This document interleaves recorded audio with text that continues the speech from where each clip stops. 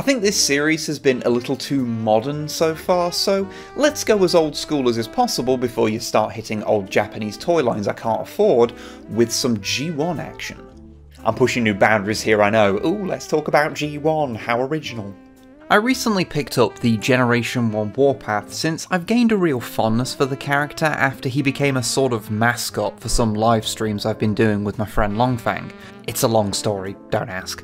And after picking up his modern figure, I still had some room in my heart for more onomatopoeia spewing heavy armour. Plus, I've been wanting to grab some of the older figures, so this felt like an ideal opportunity to fulfill both those needs.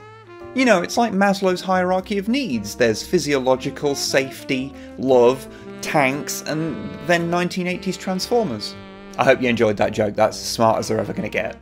Given that, outside of a bad case of floppy joint, this G1 Warpath is in fantastic condition, I assume that it was either kept in a hermetically sealed container for most of the time since its release in 1985, or that it's simply a reissue from much later.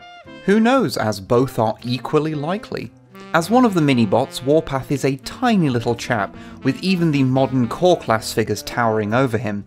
He's also barely humanoid in shape, with a giant mono-foot made of the entire front end of a tank, low-hanging shoulders, and a turret that is either his chest or an incredibly overdeveloped neck. It's unclear, and we don't talk about his neck void. He's very conscious about his neck void.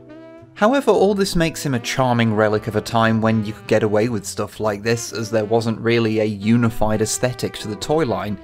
You know, since the early toys didn't come from a single unified toy line.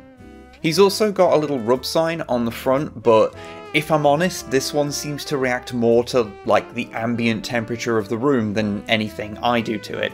So in the footage that I filmed for this, he'll either be proudly displaying he's an Autobot at all times, or you'll just have to trust me on that fact. Normally I'd talk about the articulation and posability here, but it basically doesn't have any.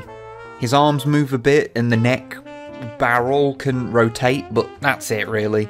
On a modern figure I'd complain, but that's just what G1 was like. Getting mad at a G1 figure for not being posable is like getting mad at water for being wet, or my wife for loving Pedro Pascal.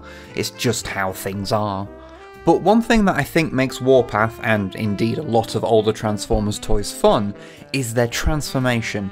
It's just so quick and satisfying that you can do the whole thing faster than you can do a single leg of the modern Kingdom Warpath. I know. I checked. It makes him just great to fiddle with, you know? Transform him back and forth, maybe move him around a bit. Ooh, maybe not. But still, it's the sort of thing that's good if, like me, you're a bit fidgety and you need something to fill those idle hands. The tank mode itself is also pretty neat. It's a well-realised, General Motors M551A1 Sheridan AR AAV tank. Sure. The real ones probably didn't come in burgundy, but if that's the case then that feels more like it's an oversight on the part of the military than on the toy.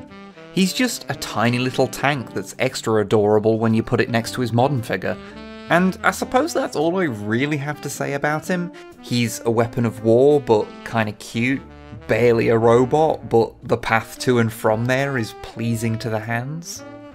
He's just a little handful of fun that fills me with second-hand nostalgia and reminds me how far these toys have come. Boom. Kapow. Blam.